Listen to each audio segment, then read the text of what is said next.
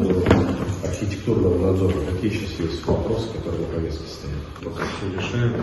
И там еще работы идут по крыше. Пропил, да, реставрация стропил, замена обрешетки.